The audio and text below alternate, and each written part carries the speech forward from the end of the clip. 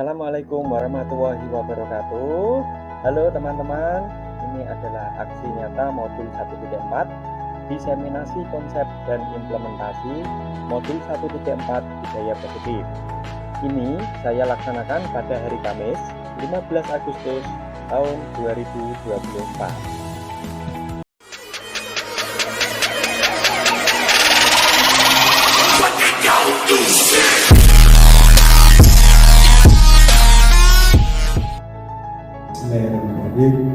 Assalamualaikum warahmatullahi wabarakatuh. Waalaikumsalam warahmatullahi wabarakatuh. Yang terhormat Bapak Kepala SDN 2 Ngampel yang saat ini masih bertugas, yang kami hormati Bapak-bapak guru semuanya yang sangat saya banggakan. Pertama-tama marilah kita panjatkan puji syukur kehadirat Allah Subhanahu wa taala yang mana telah memberikan limpahan rahmat dan hidayahnya kepada kita semua, sehingga pada pagi hari ini kita dapat berkumpul di SDN 2 Ngampel dalam acara penerapan budaya positif aksi nyata modul 1.4. Tak lupa sholawat serta salam kita tujukan kepada Nabi Agung Muhammad Rasulullah SAW yang sangat kita nantikan syafaatnya di yaumil qiyamah nanti.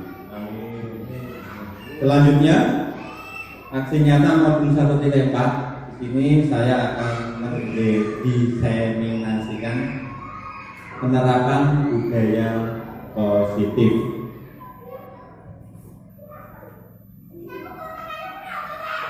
Nah, selamat datang untuk Bapak Ibu guru hebat diseminasi modul 1.4 budaya positif. Mari belajar bersama, berkolaborasi, saling mendukung dan demi mewujudkan budaya positif di sekolah kita tercinta.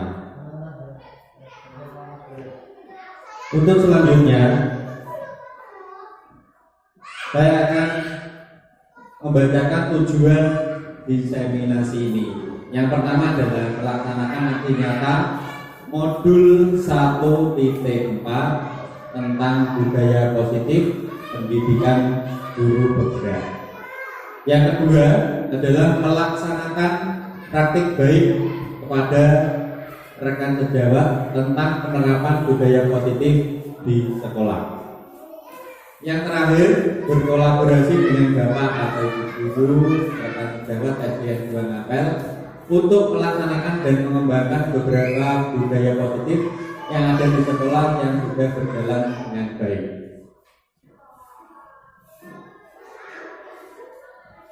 Kemudian untuk konsep utama modul budaya positif yaitu adalah perubahan paradigma belajar, kemudian ada disiplin positif, yang ketiga adalah kebutuhan dasar manusia, kemudian yang keempat nanti ada motivasi perilaku manusia, yang kelima posisi kontrol restitusi, kemudian keyakinan kelas, yang terakhir segitiga restitusi. Jadi nanti akan saya jelaskan tentang perubahan paradigma belajar dan disiplin positif sampai segitiga restitusi.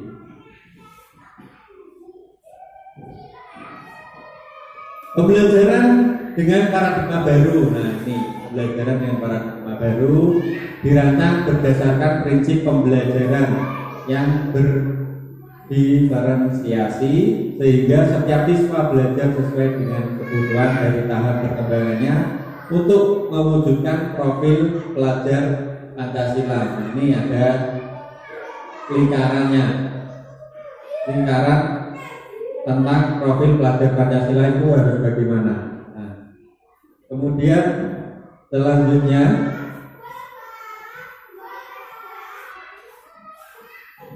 disiplin positif.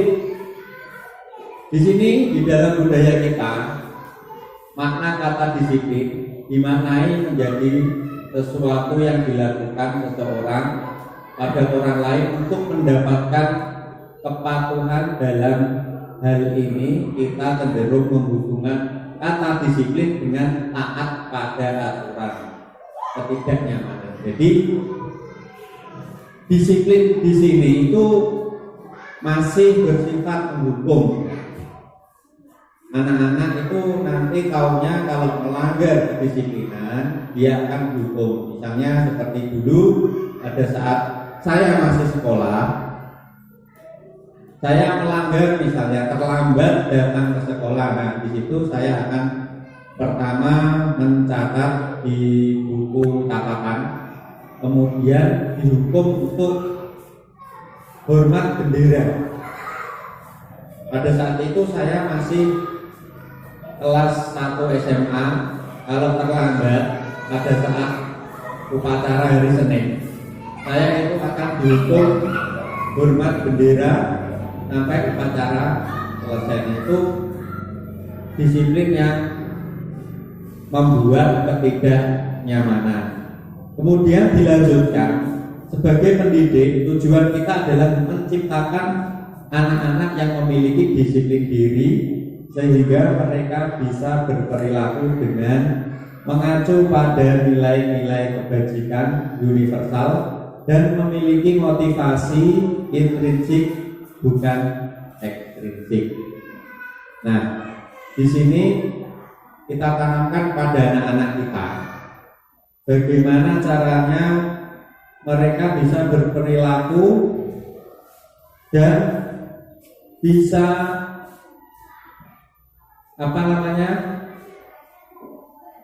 mengacu pada nilai-nilai kebajikan universal. Jadi disiplin yang baik, bukan disiplin nanti takutnya akan melanggar kemudian dihukum seperti itu, tapi ditanamkan menjadi budaya positif yang baik. Kemudian dilanjutkan, disiplin positif merupakan salah satu cara penerapan disiplin yang bertujuan menumbuhkan kesadaran serta memberdayakan anak untuk melakukan sesuatu tanpa sokongan, tanpa ancaman maupun hukuman. Nah, ini ya kita lanjutkan ya. Kemudian untuk kebutuhan dasar manusia, kebutuhan dasar manusia itu ada 5. Yang pertama adalah kebutuhan bertahan hidup. Jadi manusia itu butuh yang namanya bertahan hidup. Kemudian yang kedua adalah kebutuhan penguasaan. Kemudian yang ketiga adalah kebutuhan kesenangan. Kemudian yang keempat adalah kebutuhan akan kasih sayang dan rasa diterima. Yang terakhir adalah kebutuhan akan kebebasan. Kita lanjut. Oke. Nah, di sini adalah pengertian dari kebutuhan bertahan hidup. Jadi manusia itu sangat berkebutuhan untuk bertahan hidup, survival. Adalah kebutuhan yang bersifat fisiologis untuk bertahan hidup, misalnya kesehatan, rumah, dan makanan. Kemudian ada kebutuhan biologis. Jadi ada fisiologis tadi, fisiologis tentang kesehatan, kemudian rumah dan makanan. Kemudian kebutuhan biologis sebagai bagian dari proses reproduksi, termasuk kebutuhan untuk tetap bertahan hidup. Baik, lanjut. Untuk yang kedua adalah kebutuhan akan kasih sayang dan diterima. Kebutuhan untuk disayangi dan diterima meliputi kebutuhan akan hubungan dan koneksi sosial. Kebutuhan untuk memberi dan menerima kasih sayang dan kebutuhan untuk merasa menjadi bagian dari suatu kelompok. Kebutuhan ini juga meliputi keinginan untuk tetap terhubung dengan orang lain, seperti teman, keluarga, pasangan hidup, teman kerja, binatang peliharaan, dan kelompok di mana kita tergabung. Kita lanjut. Yang ketiga adalah kebutuhan akan penguasaan. Kebutuhan ini berhubungan dengan kekuatan untuk mencapai sesuatu, menjadi kompeten, menjadi terampil, diakui atas prestasi dan keterampilan kita, didengarkan dan memiliki rasa harga diri. Kebutuhan ini meliputi keinginan untuk dianggap berharga, bisa membuat perbedaan, bisa membuat pencapaian kompeten diakui dan dihormati. Kita lanjutkan. Kebutuhan kebebasan. Kebutuhan untuk bebas adalah kebutuhan akan kemandirian. Kemandirian, otonomi, memiliki pilihan dan mampu mengendalikan arah hidup seseorang. Anak-anak dengan kebutuhan kebebasan yang tinggi menginginkan pilihan. Mereka perlu banyak bergerak, suka mencoba-coba, tidak terlalu terpengaruh orang lain, dan senang mencoba hal baru dan menarik. Lanjut. Kebutuhan kesenangan. Kebutuhan akan kesenangan adalah kebutuhan untuk mencari kesenangan, bermain dan tertawa. Anak-anak dengan kebutuhan dasar kesenangan yang tinggi biasanya ingin menikmati apa yang dilakukan mereka. Juga bisa berkonsentrasi tinggi saat mengerjakan hal yang disenangi. Mereka suka permainan dan suka mengoleksi barang, suka bergurau, suka melucu, dan juga menggemaskan. Bahkan saat mereka bertingkah laku buruk, mereka masih terlihat lucu. Nah, di sini ada narasi pemantik dari 5 kebutuhan dasar manusia. Di sini ada Ibu Ambar, guru wali kelas 2A di SD Pelita Hati, sedang bingung menghadapi ulang salah satu murid di kelasnya. Namanya Doni. Beberapa anak di kelas 2A telah datang padanya dan mengeluh. Doni seringkali meminta makan siang mereka dengan paksa. Jika Anda menghadapi situasi seperti Ibu Ambar, apa yang akan Anda lakukan? Menurut Anda, kira-kira apa alasan Doni melakukan hal itu? Coba direnungkan sebentar tentang narasi yang pertama ini. Kira-kira apa yang Anda lakukan jika menjadi Ibu Ambar? Coba Pak Widi, monggo. Terima kasih Pak. Jawab narasi pemantik. Apa yang akan saya lakukan? Yang pertama adalah memanggil Doni. Kenapa? Karena Doni yang melakukan tadi ya, minta secara paksa mengatakan tadi ya, dari teman-temannya. Dan kan mengapa kok Doni melakukannya seperti itu. Terus habis itu mengkonfirmasi sama teman-temannya, benar apa tidak anak-anak. Jika benar, maka Doni sebaiknya tidak diberikan hukuman Pak, seperti itu. Kenapa? Guru menyarankan untuk teman-temannya untuk bisa berbagi dengan Doni seperti itu agar kebutuhan Doni ini tercukupi seperti itu. Jadi sesuai dengan 5 kebutuhan tadi, saya rasa itu kebutuhan karena Doni lapar, kebutuhan bertahan hidup. Terima kasih Pak Widi. Ya, terima kasih jawabannya dari Pak Widi, sangat jelas sekali. Tadi pertama anaknya dipanggil ya Pak, dipanggil dulu, dikonfirmasi apa yang dia lakukan, apakah benar apa yang dilakukan, itu ditanyakan kepada teman-temannya.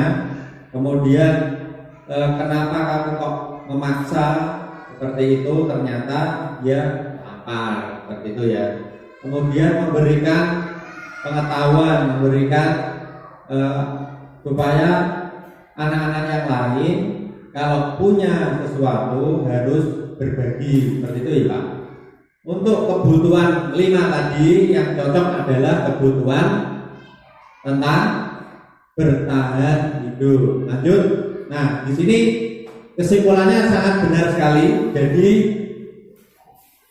jangan kasus Doni di atas. Apabila jawaban Doni ketika ditanya oleh Ibu Ambar adalah karena ia lapar dan orang tuanya tidak membawakannya bekal makan siang, maka kebutuhan dasar yang sedang berusaha dipenuhi oleh Doni adalah kebutuhan untuk bertahan hidup atau survival.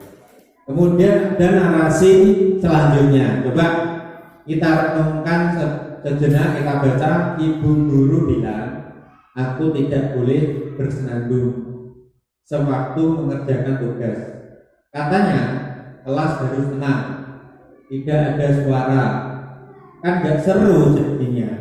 Nah coba kira-kira dari 5 kebutuhan tersebut, kebutuhan apa yang cocok bagi siswa tersebut? Dia ingin mengerjakan tugas tapi sambil bersenandung.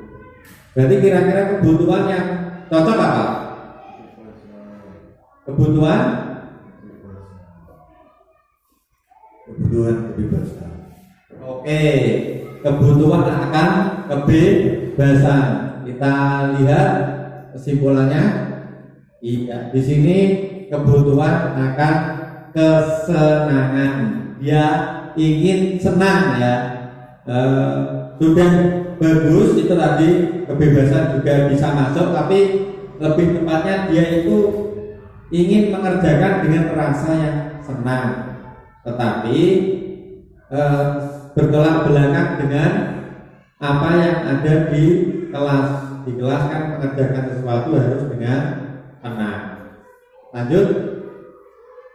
Narasi pemantik, ibu guru tidak menyapaku hari ini, padahal aku pakai jepit rambut baru. Kira-kira apa ya? Biasanya anak-anak kelas rendah ini suka diperhatikan. Oke, berarti kasih sayang dan rasa diterima. Oke, lanjut. Narasi pemantiknya, aku bosan. Masa belajarnya cuma gitu-gitu aja?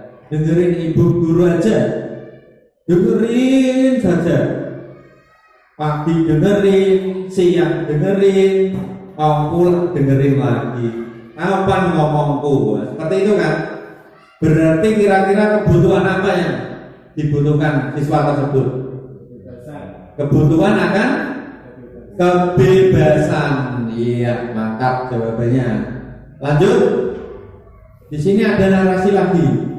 Saya sebenarnya gak paham beliau bicara apa tadi Pak Zulfikar. Makanya saya tanya-tanya saja. Yang penting tanya daripada kelihatan tidak paham. Masa aku yang udah guru senior di sini tapi kelihatan gak paham? Malu dong. Malu ya Pak Soleh. Malu. Nah, ini yang cocok kira-kira kebutuhan apa?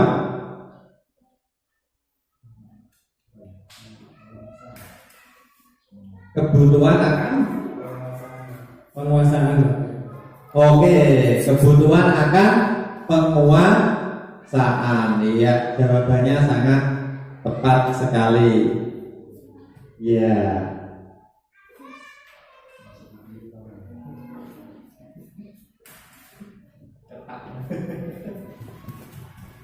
Dadah. Kita lanjut.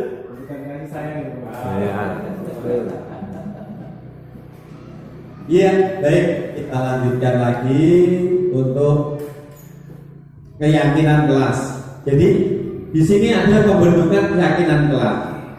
Keyakinan kelas yang pertama adalah lebih abstrak dari peraturan. Jadi lebih gimana ya? Lebih terbayang-bayang. Kalau peraturan kan kaku seperti itu ya. Jadi kumpulan dari poin-poin tertentu atau lebih kompleks universal.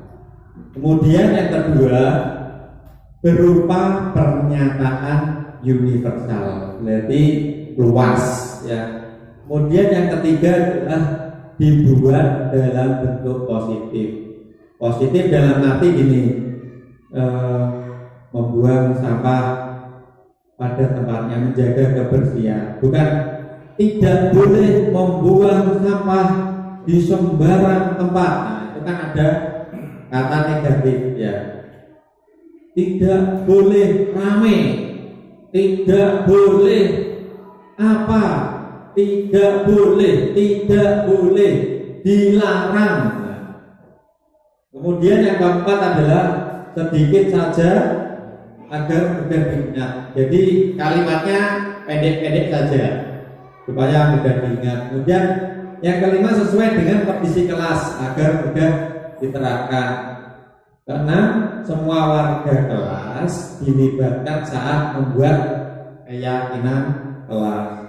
Jika ada yang melanggar keyakinan kelas, siswa diajak mengingat kembali keyakinan kelas yang sudah disepakati, sehingga akan menjadi kebiasaan positif dalam diri siswa. Jadi jika ada yang melanggar ya bukan langsung dihukum. Kamu melanggar, salah, dihukum. Tidak seperti itu ya. Kalau melanggar, kita ingatkan lagi keyakinan yang sudah disepakati bersama di dalam kelas. Lanjut. Nah, di sini ada kegiatan membuat keyakinan kelas 3. Guru bersama siswa berdiskusi membuat keyakinan kelas. Di sini saya bersama dua anak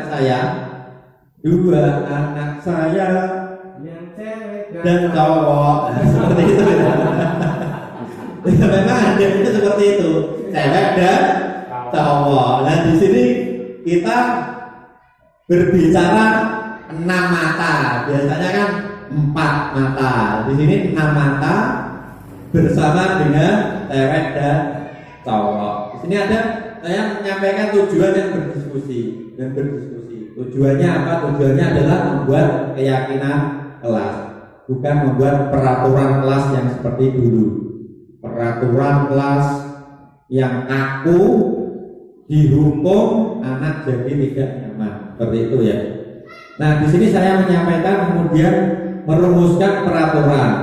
Jadi peraturannya bagaimana kita buat peraturan dulu menjadi keyakinan, nanti dibuat menjadi keyakinan. Di situ saya meminta pendapat dari Rizka, kemudian Randy juga. Kita membuat kesepakatan bertiga, kemudian mengumpulkan keyakinan kelas yang telah disepakati, dikumpulkan ada ini. Lanjut. Kegiatan membuat keyakinan kelas 3. Di sini, nah ini yang sudah disepakati bersama. Kemudian dicetak. Lanjut. Nah, contoh keyakinan kelas. Nah, di sini kan menggunakan kalimat yang positif ya. Membuang sampah di tempatnya. Biasanya kan dilarang membuang sampah sembarangan. Nah, ini membersihkan kelas sesuai jadwal tiket. Tidak boleh melanggar jadwal tiket, seperti itu ya. Kemudian mengerjakan tugas tepat waktu. Biasanya kalau peraturan kan tidak boleh mengerjakan tugas PR di sekolah, seperti itu ya.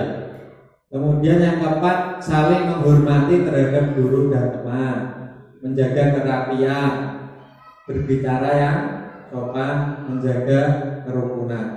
Coba misalnya saya ini guru, kalian jenengan semua ini adalah siswanya ya. Coba dari contoh ini kita buat kesepakatan di tempat diskusi ini. Kira-kira yang pertama apa? Pak Salman dulu. Keyakinan untuk datang tepat waktu. Oke. Datang tepat waktu ya. Tadi datang tepat waktu. Kemudian Pak Heru.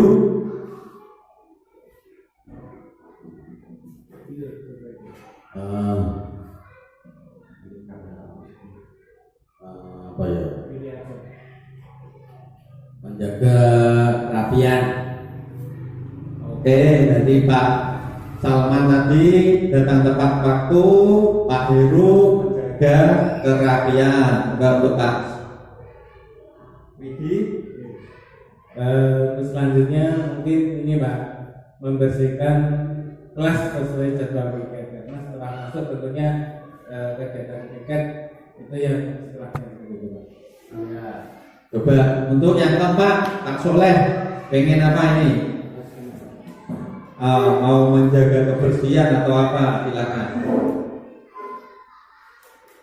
Keyakinan mengerjakan tugas dengan baik.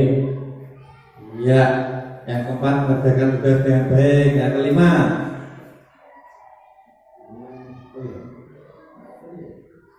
Bicara yang sopan. Ya, bicara yang sopan. bicara yang sopan. Nah, ini contoh kita berdiskusi bersama siswa kita. Nah, kemudian dari 5 tersebut kita diskusikan, kita sepakati yang cocok yang mana. Guru mengarahkan ke kalimat yang positif. Kalau siswa kan belum bisa ya, belum bisa memikir sampai sana. Ya, monggo Pak Widi. Mungkin ada usul. Ya. Kemudian dari 5 itu tadi dikumpulkan, ditulis, kemudian dicetak di tempat yang jelas. Setiap hari dilewati, mungkin seperti itu ya. Tapi mudah diingat oleh siswa. Tidak usah panjang. Menjaga kebersihan harus bersih, tidak boleh kotor, tidak boleh. Enggak boleh ya. Pakai kata negatif enggak boleh. Membersihkan kelas dengan rapi, membersihkan semuanya wangi. Nah, itu terlalu panjang, tidak mudah diingat. Kalau seperti ini kan mudah diingat, buat sampah pada tempatnya. Mudah ya. Kita lanjutkan. Nah, setelah tadi keyakinan kelas, di sini saya ada motivasi perilaku manusia. Motivasi merupakan dorongan yang timbul pada diri seseorang secara sadar atau tidak sadar untuk melakukan suatu tindakan dengan tujuan tertentu. Kemudian yang pertama adalah menghindari ketidaknyamanan dan hukuman. Murid melakukan disiplin diri karena ia takut dihukum. Ini motivasi ekstrinsik. Ini umum, semua orang pasti takut dihukum karena melanggar kedisiplinan. Seperti guru takut terlambat nanti TPP-nya akan dikurangi. Seperti itu kan, takutnya karena TPP-nya dikurangi ya, bukan karena pengen datang tepat waktu ya. Seperti itu manusiawi dan umum. Seperti siswa juga gitu. Saat upacara datang sebelum jam 7, kopinya ketinggalan. Nah, takutnya bukan main. Pasti takutnya bukan takut apa-apa, takut dihukum. Nah, itu adalah motivasi ekstrinsik. Kemudian mendapatkan imbalan atau penghargaan dari orang lain. Murid melakukan disiplin diri karena ingin mendapat imbalan, motivasi ekstrinsik. Itu juga manusiawi. Datang tepat waktu, pengen memperlihatkan dirinya, pengen mendapatkan pujian dari guru, seperti itu. Kemudian menghargai nilai-nilai kebajikan diri sendiri. Murid melakukan disiplin diri.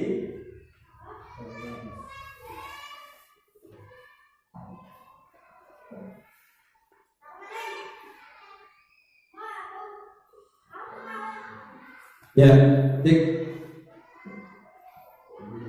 Menghargai nilai-nilai kebajikan diri sendiri. Murid melakukan disiplin diri karena sadar akan nilai kebajikan dirinya. Itu motivasi intrinsik ini sangat bagus sekali yang terakhir ya. Tapi walaupun sulit untuk dilakukan, sebaiknya ya ditanamkan untuk siswa didik kita. Lanjut, konsep disiplin dengan identitas gagal. Hukuman, kalau hukuman pasti menyakitkan. Hukuman tidak nyaman. Hukuman murid takut. Hukuman memaksa. Hukuman murid menyembunyikan kesalahan. Dia jadi tidak fair, tidak mau ngomong apa yang ada di pikirannya. Murid menjadi rendah diri, takut, tidak nyaman, memaksa, nanti pada akhirnya akan memunculkan dendam. Kalau hukuman, kalau penghargaan kurang efektif, merusak hubungan, nanti akan iri ya. Temannya itu saja yang diberi penghargaan, nanti yang lain yang tidak diberikan penghargaan akan iri. Mematikan kreativitas karena merasa sudah hebat, sudah luar biasa. Itu sangat kurang sekali ya. Kemudian menghukum dengan sistem ranking. Nah, sistem ranking ini sangat gimana ya? Di sisi lain bagus, di sisi yang lain juga kurang bagus. Kalau ada siswa yang rankingnya terlalu jauh, nanti malah kena bully.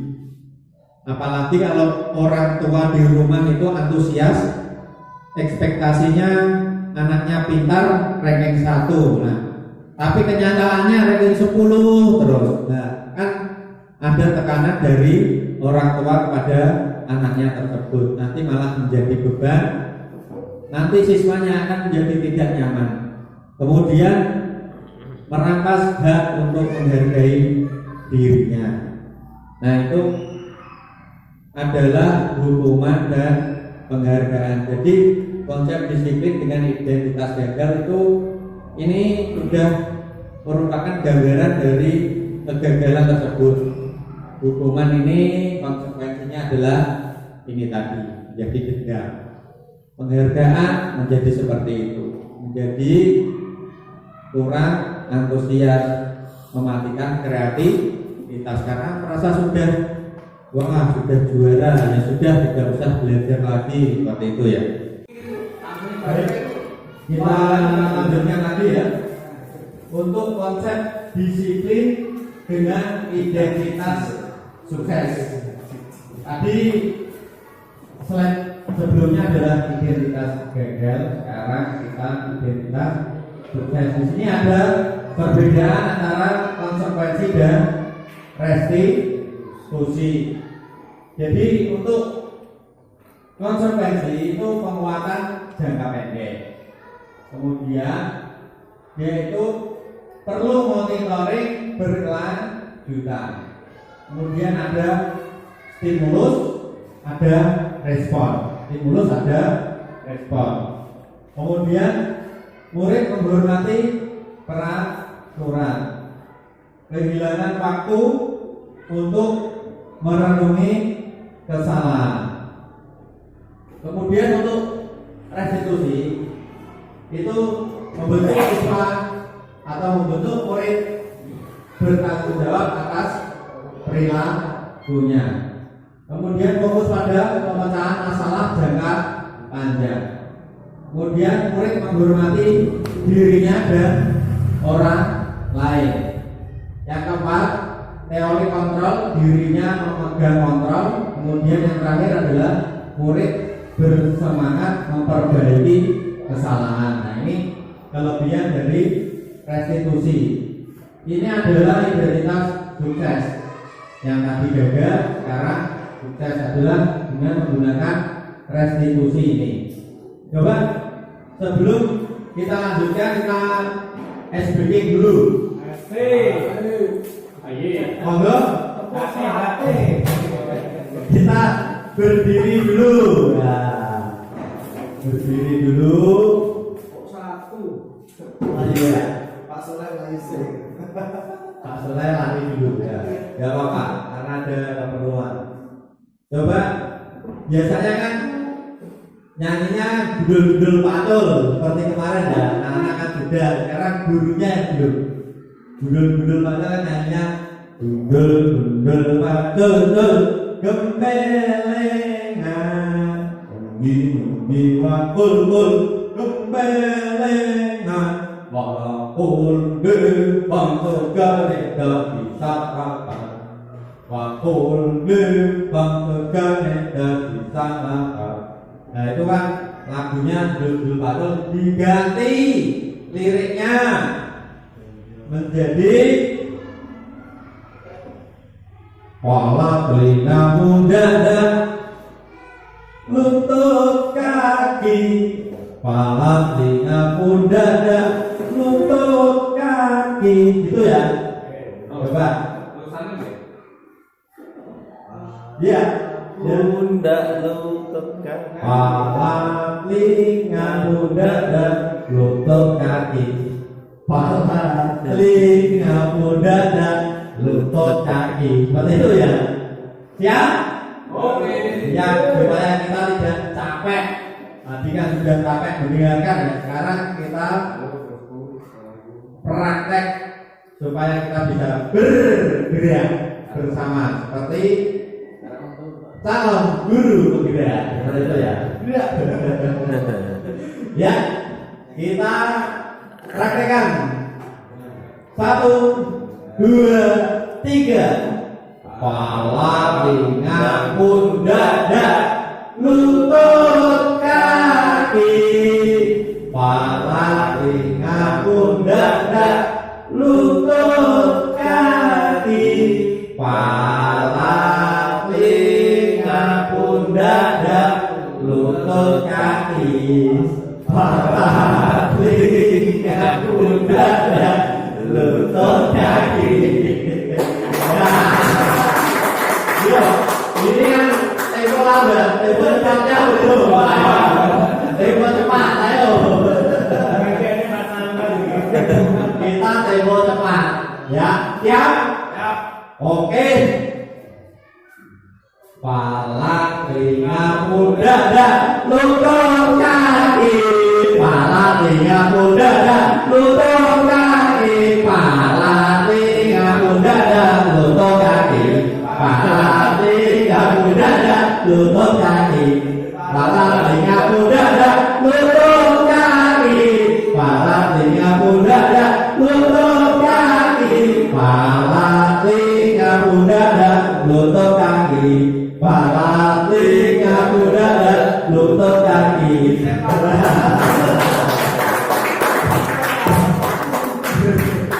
Malas ya Pak, coba Pak Heru punya es breaking apa? Supaya lebih Kamu ke kiri, sudah kene. Pak Pudi ada es breaking apa? Coba ayo maju ke depan supaya lebih sehat lagi Pak Pudi.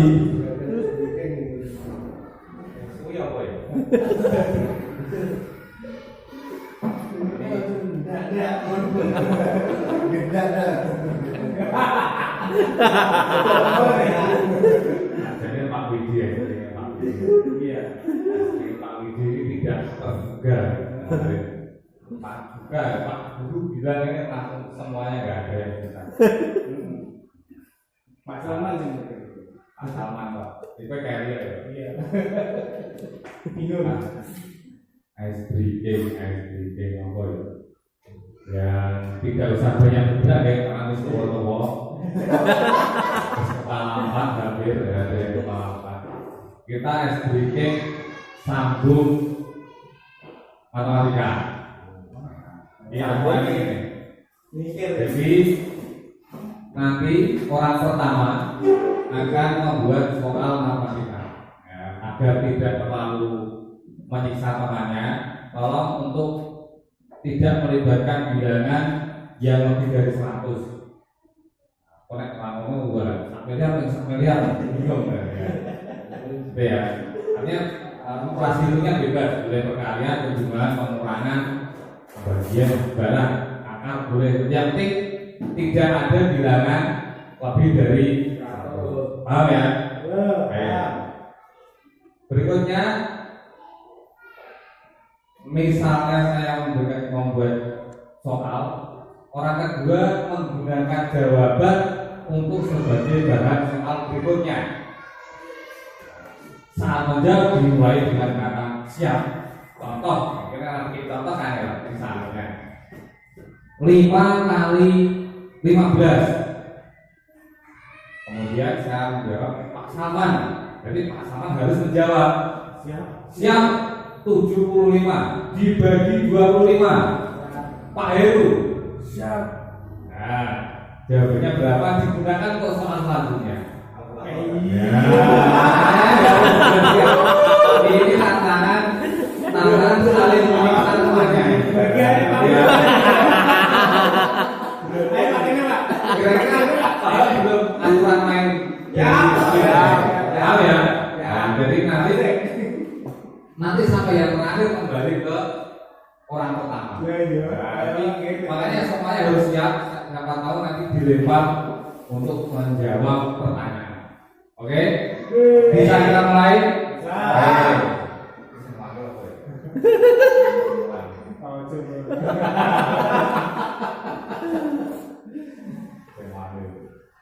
Mulai Pak Samannya kayak gitu. Mulai Pak Water Pak. 4 kali 18. Saman. Yakin. Ayo.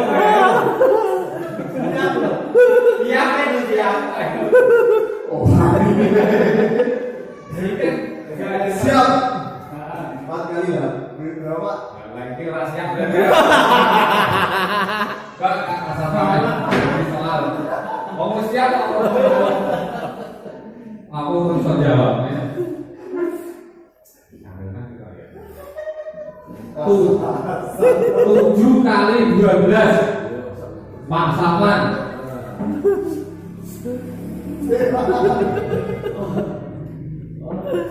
Guru olahraga. Makan gaji buta ya. Ayo Pak. Siap. 98.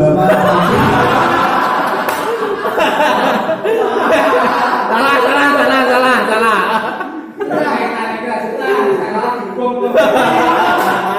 Hukum terus. Itu 7 kali 14 Pak 98. 7 kali 12. Oh, itu. Hari ini kan mana ada benar.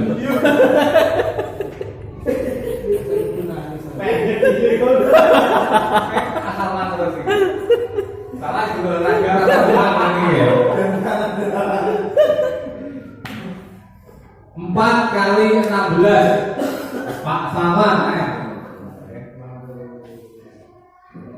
Naik berkelas kan mulai itu. Saman apa?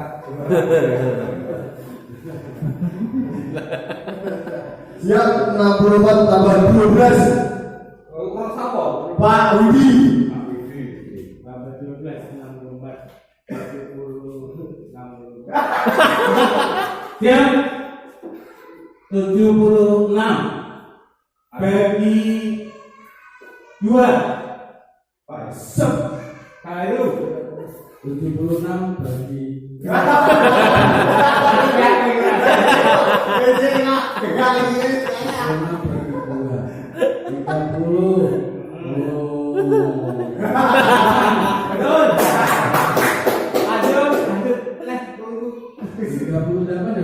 Ya. 38 dibagi 2. Wayu. Atau Enter atau ya? Iya.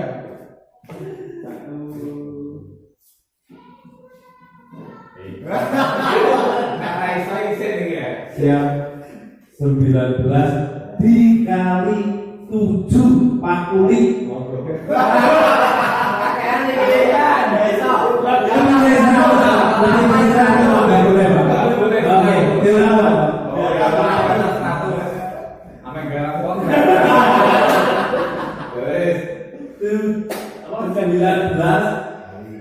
Dikali dikali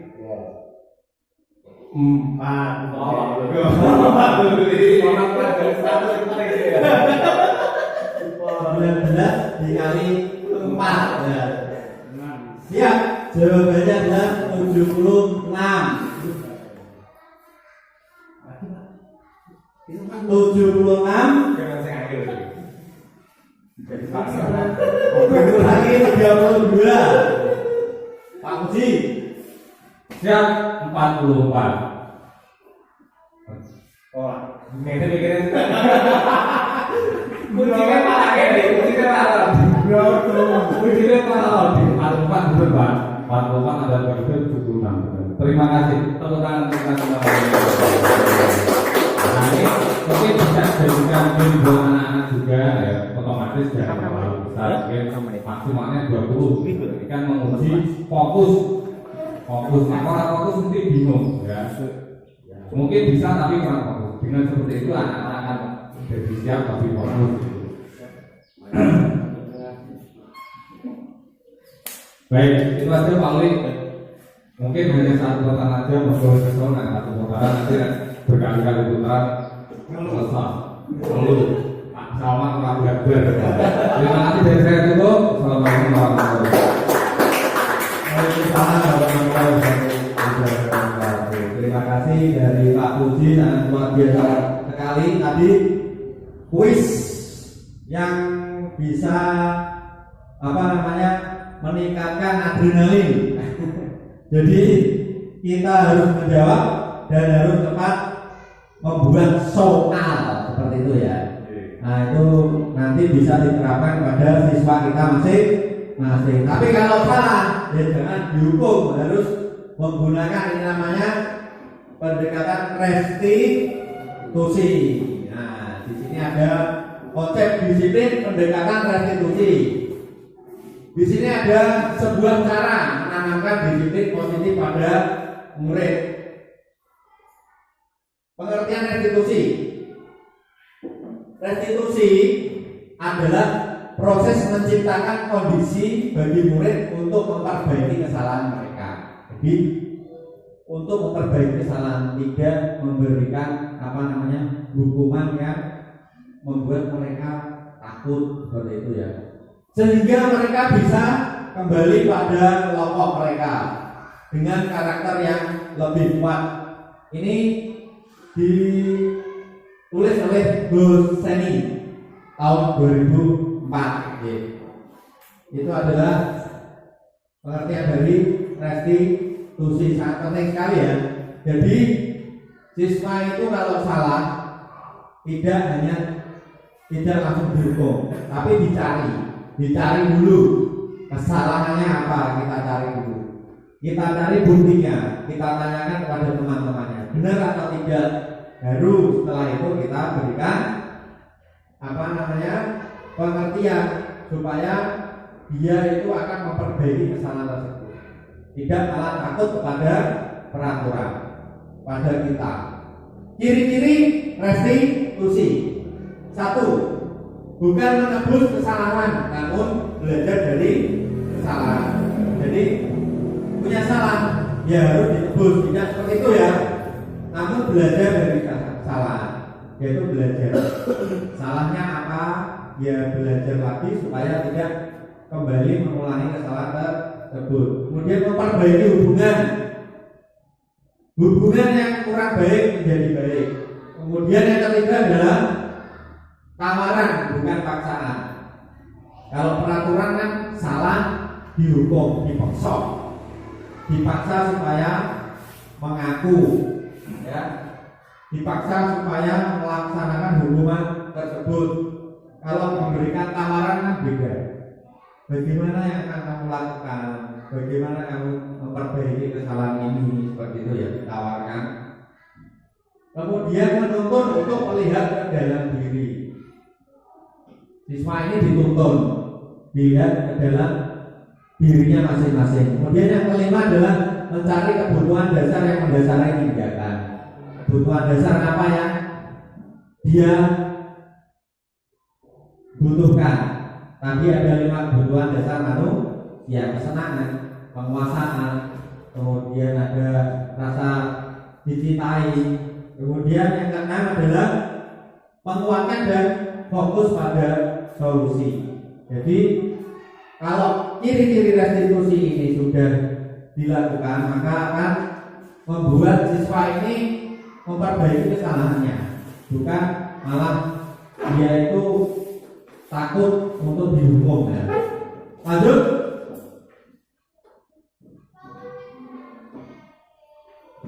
Perbedaan contoh kasus siswa sering tidak mengerjakan PR. Nah, di sini ada contoh kasus seperti itu ya.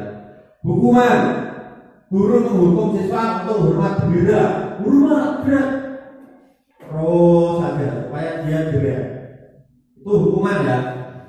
Selama 10 menit guru marah-marah, kamu tidak mengerjakan PR, bagaimana? Kamu mau jadi apa? Seperti itu ya. Dan murid menjadi takut, muridnya takut, merenung, menunduk ke bawah, seperti itu ya.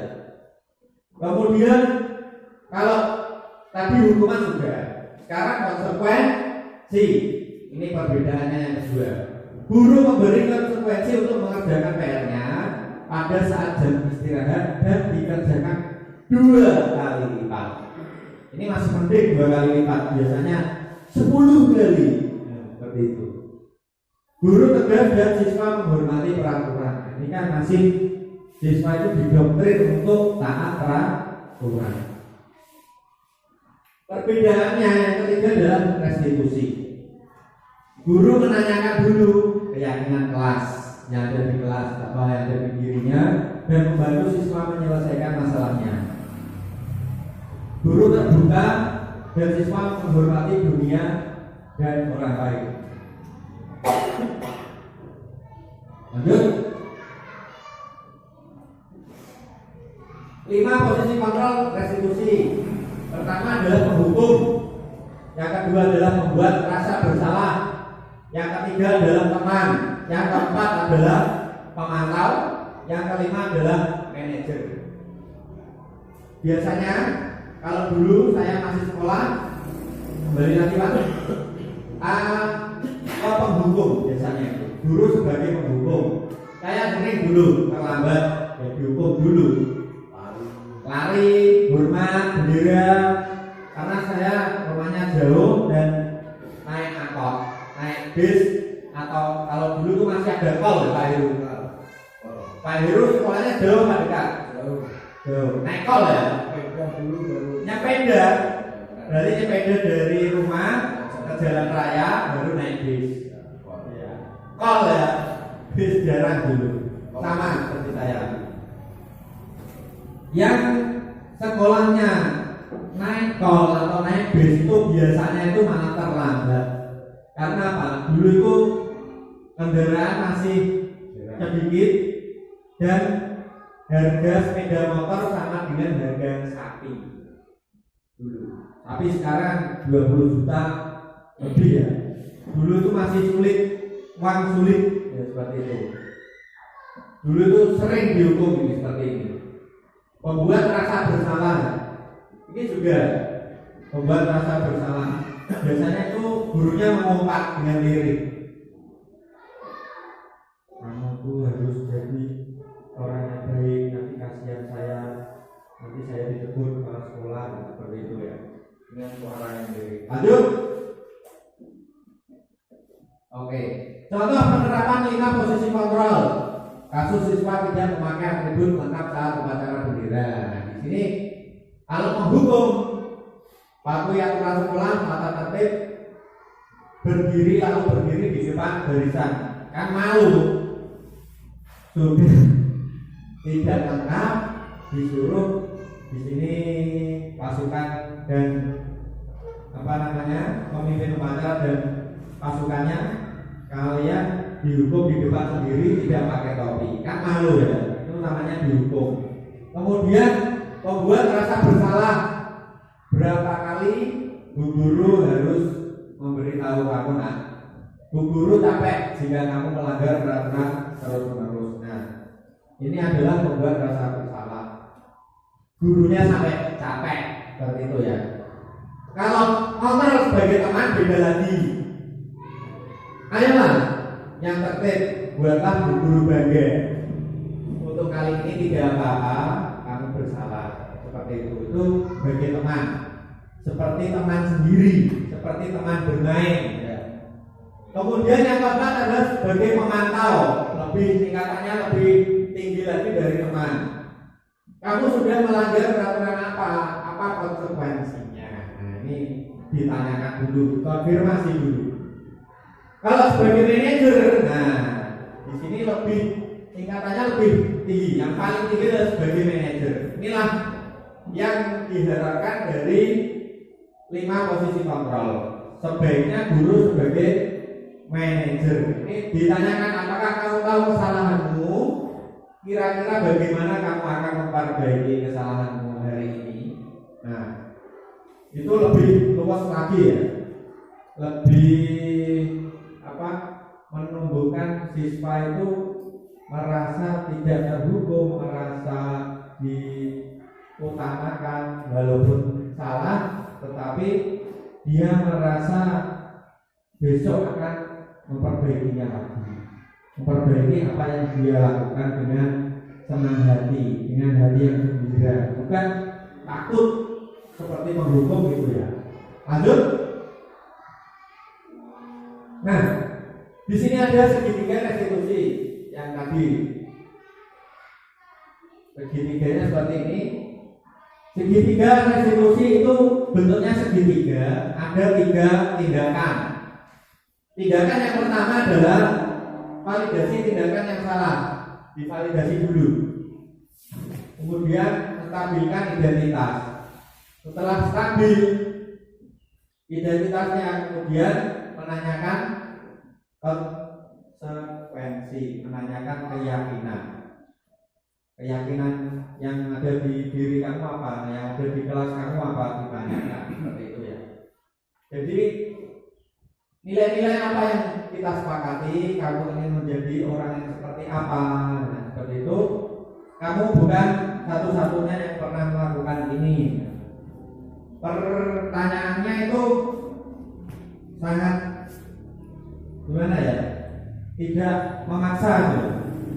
Mereka itu sangat suka dengan apa yang ditanyakan oleh guru, langsung menjawab dengan baik, tidak memandang merasa bagaimana ya, langsung bicaranya langsung menatap gurunya. Kalau dihukum kan kesannya aneh, takut, mundur terus takut, dihukum apa, disuruh lari, disuruh push up seperti itu ya. Lanjut.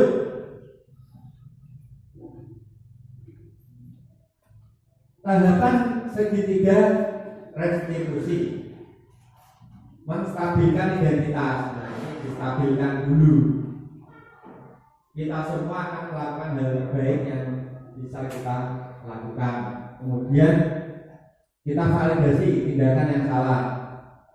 Semua perilaku memiliki alasan. Dicari alasannya apa, dicari faktanya apa, seperti itu. Kemudian yang ketiga adalah menanyakan keyakinan. Keyakinan apa yang sudah disepakati di kelas, yang sudah disepakati di sekolah. Kita semua memiliki motivasi internal. Lanjut. Terusnya kamu tahu kamu memang ini,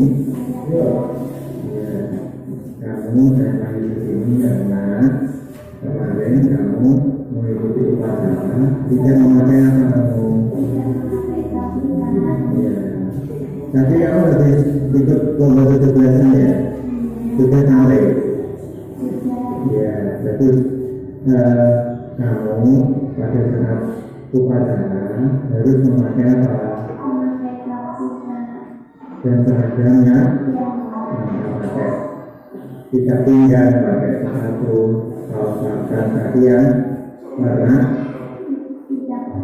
ya bisa. Sebaiknya kalau upacara harus memakai topi ya, kalau kaki berwarna putih dan sepatu berwarna hitam ya.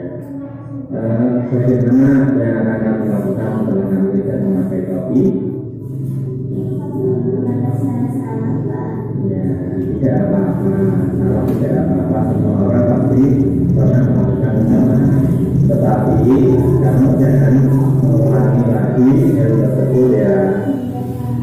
Kamu kemarin berarti kan sudah melaksanakan kesepakatan keyakinan kelas kita di kelas. Berarti kamu melanggar keyakinan kelasnya apa? Oh ya, sebentar ya, besok lagi ingat-ingat kalau upacara memakai seragam yang lengkap. Ya, saya maafkan. Dan terima kasih Rizka, kembali lagi ke tempat lomba. Kamu persiapkan untuk lomba membaca undang-undang dasar. Ya. Itu tadi contoh kasus satu terlambat. Assalamualaikum warahmatullahi wabarakatuh. Perkenalkan, nama saya Rizka, saya dari kelas 3. Terima kasih Pak Uli tidak mendukung saya. Saya tidak akan mengulanginya lagi. Saya akan memakai seragam yang lengkap. Makasih. Wassalamualaikum warahmatullahi wabarakatuh.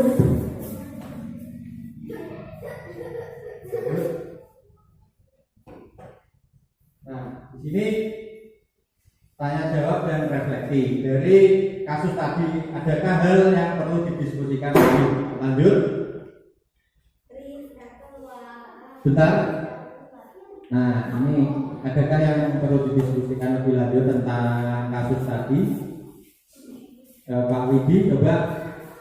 Tadi kan si Rizka melakukan kesalahan tidak memakai topi. Apakah dari video tadi sudah menggambarkan segitiga restitusi apa belum?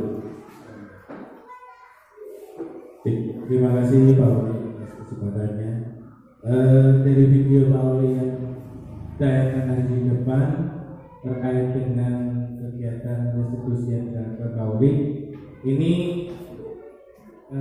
sudah menggambarkan dari kegiatan restitusi tersebut, diantaranya yaitu yang pertama mengklarifikasi tindakan seperti itu ya, dengan menanyakan kenapa kok tidak memakai seragam lengkap seperti itu, dengan alasannya kelupaan. Terus tadi juga menyampaikan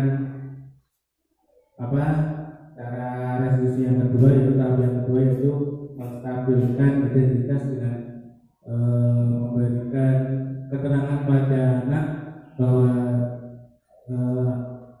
melakukan kesalahan itu adalah hal yang wajar seperti itu. Semua orang itu bermasalah. Dengan itu anak akan merasa lebih nyaman sehingga anak bisa memberikan solusi atas kesalahan yang telah diperbuat seperti itu. Terus yang terakhir yang ketiga itu dalam cara restitusi yang ketiga katanya yang terakhir menanyakan keyakinan gitu. Dengan menanyakan keyakinan yang ada yang telah disepakati bersama, yaitu kaitannya dengan keyakinan kelas atau keyakinan sekolah seperti itu, sehingga anak-anak ini bisa mengingat apa keyakinan di sekolah atau di kelas tadi menjadi unsur penting seperti itu Pak, menjadi dorongan murid untuk melaksanakan keyakinan kelas seperti yang sudah Pak Uli sampaikan di awal tadi sebelum restitusi video restitusi itu.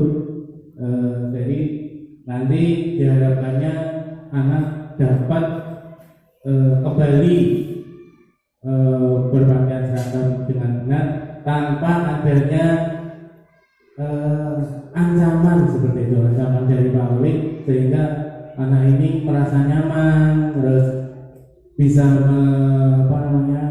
mencari solusi apa yang menjadi kesalahannya dan melaksanakannya dengan dorongan dari diri sendiri, yaitu dengan intrinsik, secara intrinsik tadi ya Pak ya. Itu yang bisa saya sampaikan. Terima kasih. Ya, terima kasih tanggapannya dari Pak Widi, tepuk tangan. Mantap sekali. Kemudian untuk hal baru yang Bapak Ibu dapat dari kegiatan ini, coba Pak Puji, hal baru apa yang didapatkan? Kalau hal yang baru sih perspektif, sudut pandang, sudut pandang bahwa ternyata apa yang saya pikirkan dulu benar, ternyata tidak sepenuhnya benar. Misalnya tadi tentang penghargaan dan hukuman, ya, yang semula saya memberikan penghargaan pada teman-temannya yang berprestasi, anak-anak yang berprestasi misalnya, itu ternyata juga bisa memberikan dampak yang kurang baik kalau dilakukan secara terus-menerus. Kemudian hukuman-hukuman yang saya kira itu efektif, ternyata dari yang disampaikan Pak Uli secara panjang itu tadi, ternyata secara jangka panjang itu justru tidak baik gitu.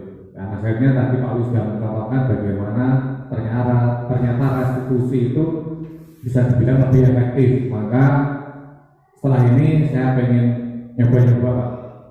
Siapa tahu nanti bisa saya terapkan di murid saya bagaimana melakukan restitusi. Waduh Pak, terima kasih. Untuk Pak Puji, terima kasih atas tanggapannya, jawaban yang luar biasa.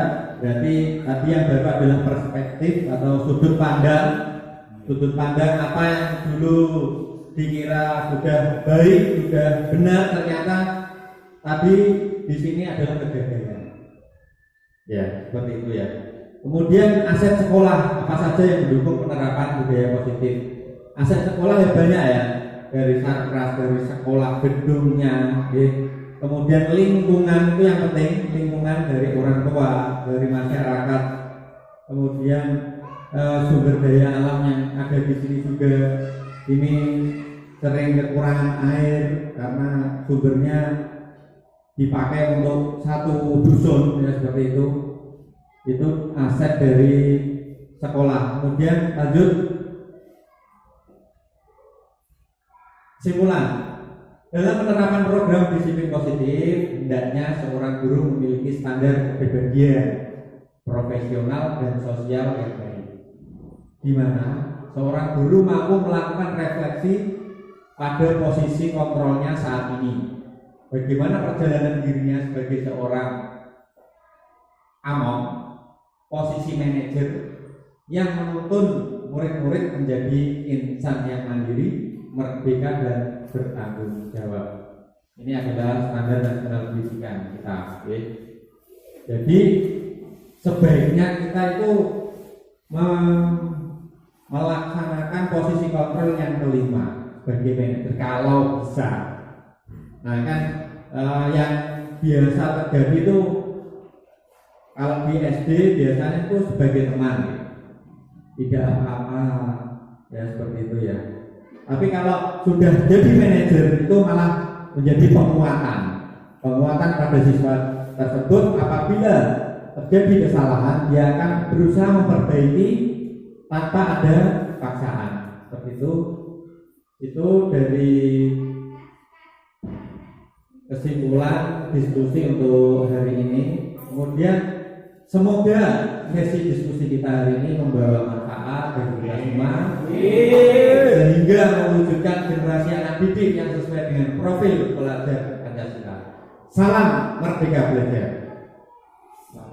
Iya, terima kasih. Itu saja yang bisa saya sampaikan. Mohon maaf apabila ada kesalahan. Wabillahi taufiq wal hidayah. Wassalamualaikum warahmatullahi wabarakatuh. Waalaikumsalam warahmatullahi wabarakatuh. Terima kasih. Itu yang bisa saya sampaikan. Terima kasih atas perhatiannya. Kurang lebihnya mohon maaf. Wabillahi taufiq wal hidayah. Assalamualaikum warahmatullahi wabarakatuh. CGP Angkatan 11 Kabupaten Blora. Tatas, tuntas. Oke, gas.